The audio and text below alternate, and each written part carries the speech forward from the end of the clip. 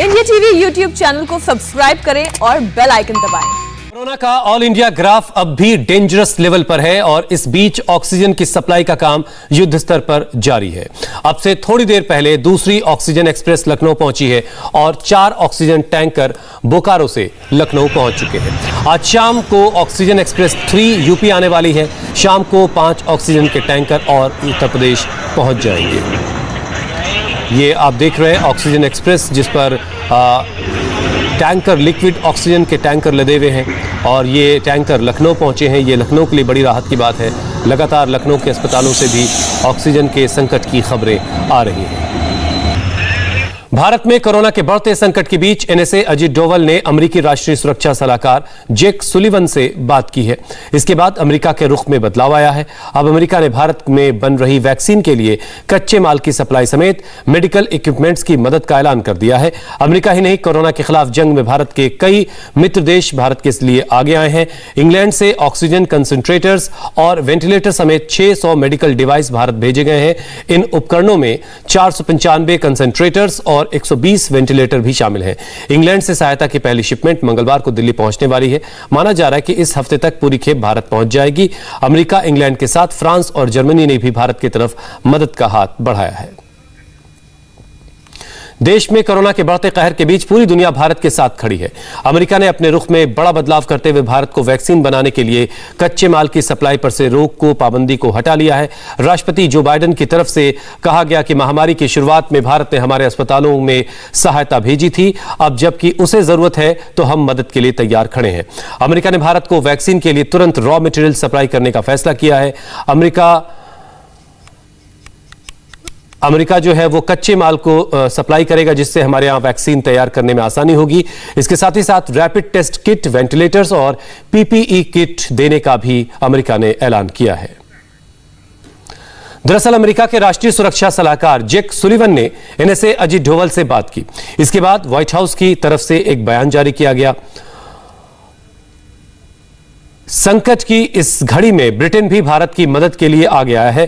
British government ने फौरन 600 medical equipments को भारत भेजने का ऐलान किया है। इसमें ऑक्सीजन कंसंट्रेटर्स और वेंटिलेटर समेत कई दूसरे उपकरण भी शामिल हैं। ब्रिटेन से मदद की यह पहली खेप मंगलवार को भारत पहुंच जाएगी। तो 600 मेडिकल इक्विपमेंट्स की मदद इंग्लैंड से भारत को मिलेगी, जिसमें वेंटिलेटर्स हैं, ऑक्सीजन कंसंट्रेटर्स हैं। ये सारी चीजें जो पहली खेप है मदद की, ये भारत मंगलवार तक पहुंच जाएगी। अब आपको दिखाते हैं ब्रिटेन के प्रधानमंत्री बोरिस जॉनसन ने क्या कहा है। हम एक मित्र और भागीदार के तौर पर कोरोना के खिलाफ जंग में भारत के साथ कंधे से कंधा मिलाकर खड़े हैं। संकट के ऐसे समय में भारत सरकार के साथ मिलकर काम करना जारी रखेंगे। भारत की में इस वक्त संकट का दौर है और ऐसे वक्त में पूरी दुनिया भारत के साथ खड़ी है। अब कोरोना से जूझते भारत को खुद मदद की भी दरकार है, जबकि भारत पहले दूसरे देशों की मदद कर रहा था। ऐसे में भारत के ऑल टाइम फ्रेंड फ्रांस ने भी मदद का हाथ बढ़ाया। कोरोना के बढ़ते केसेस के बीच फ्रांस ने भारत की मदद का ऐलान किया है। फ्रांस ऑक्सीजन की कमी को दूर करने में मदद करेगा। फ्रांस सरकार मेडिकल ऑक्सीजन की सप्लाई में भारत की मदद करेगा। फ्रांस से जल्द ही ऑक्सीजन सप्लाई भारत पहुंचेगी। और इस वक्त 2 खास मेहमान हमारे साथ जुड़ चुके हैं।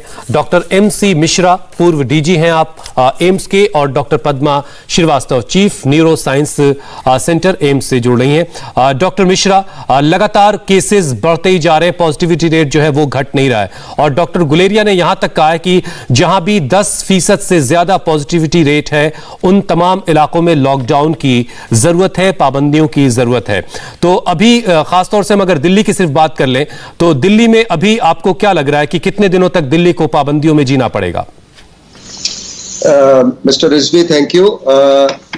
ऐसा प्रतीत हो रहा है कि अब हम पीक की तरफ ऑलमोस्ट पहुंच रहे हैं, और जो आज के आंकड़े हैं दिल्ली के, वो भी थोड़ा डाउनवर्ड ट्रेंड दिखा रहे हैं जी। महाराष्ट्र में भी ये संकेत आए हैं कि संक्रमण घटा है थोड़ा। तो ऐसा लग रहा है कि अब हम पीक कर चुके हैं और अब डाउनवर्ड ट्रेंड की तरफ हम जाएंगे, और इसमें लोगों का सहयोग मिला है। ये खाली लॉकडाउन से नहीं संभव हुआ है, जो हम लोग और आप लोग पिछले 4 हफ्तों से मुहिम चला रहे हैं, संक्रमण कम करने के लिए लोगों से आग्रह कर रहे हैं, ये लोगों के कोविड अप्रोप्रिएट व्यवहार का नतीजा है। जो संक्रमण के केसेस घटना शुरू हो रहे हैं और अब ये जो लॉकडाउन किया है, हालांकि ये पूरा लॉकडाउन नहीं है, मैं समझता हूँ इस लॉकडाउन को लॉकडाउन ना कह के रेस्ट्रिक्शंस को आगे भी जारी रखना चाहिए 3 मई के बाद भी, जिससे लोगों की थोड़ी आदत पड़ी रहे कि हाँ रेस्ट्रिक्शन है तो हमें एहतियात लेना है, मास्क लगाना है और अपना बचाव करना है, दूसरों का बचाव भी करना है, जिससे हमारे जो हॉस्पिटल्स हैं उन पर दबाव थोड़ा कम होगा।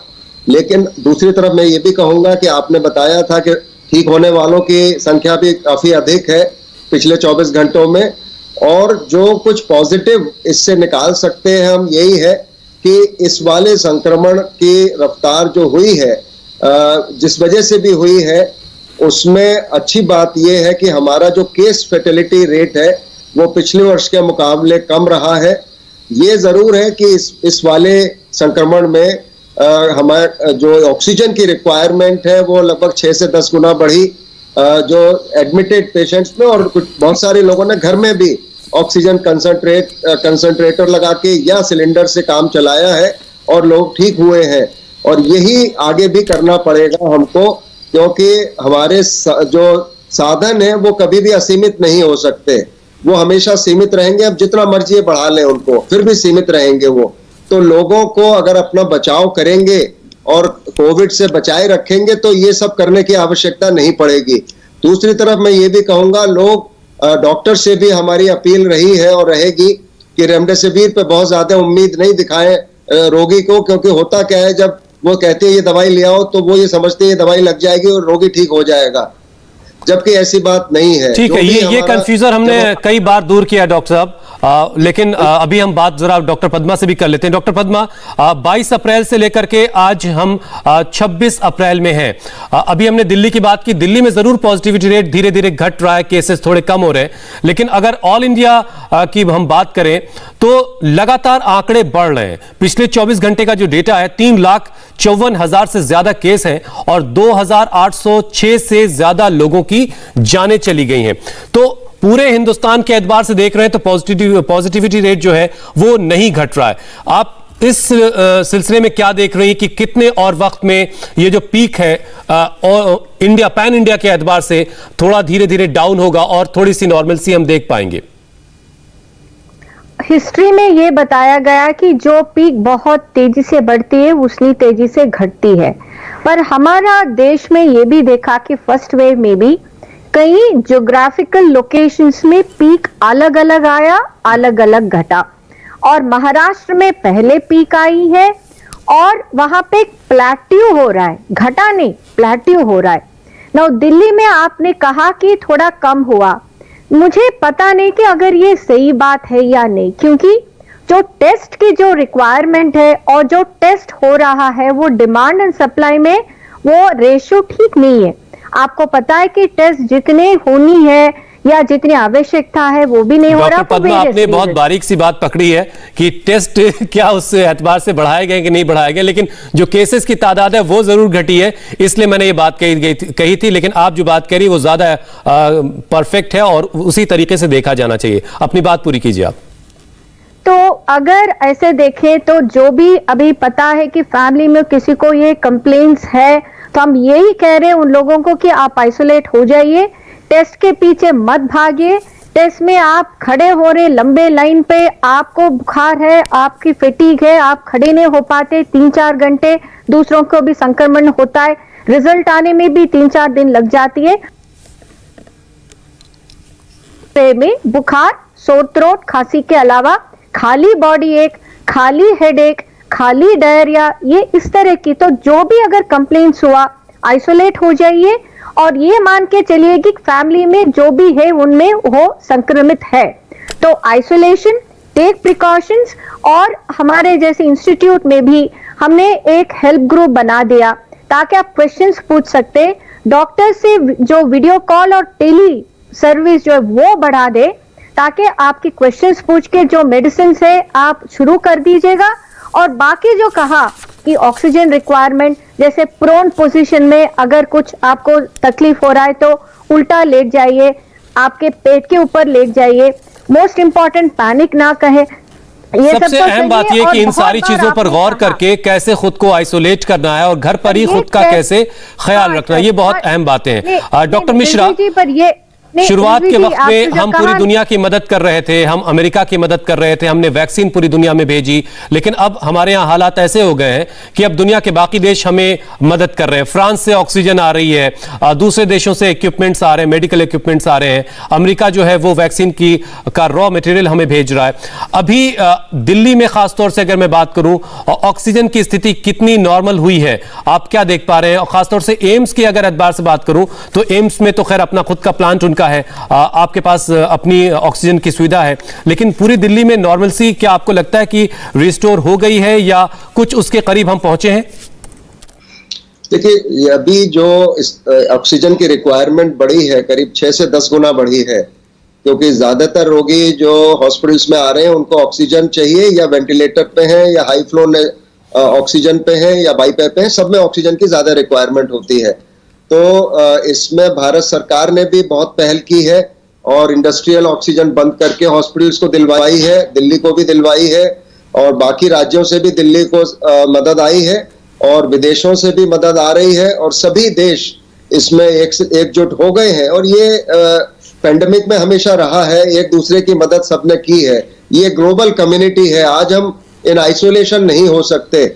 अमेरिका ने जरूर रॉ मटेरियल जो वैक्सीन का है वो बड़ा क्रूशियल है, वो कोविशील्ड के लिए बहुत आवश्यक है, वो उस पर रोक लगा दी थी फाइजर कंपनी के अनुरोध पे, लेकिन ये निर्णय बाइडेन एडमिनिस्ट्रेशन ने लिया है, सकारात्मक निर्णय हम कहेंगे इसको।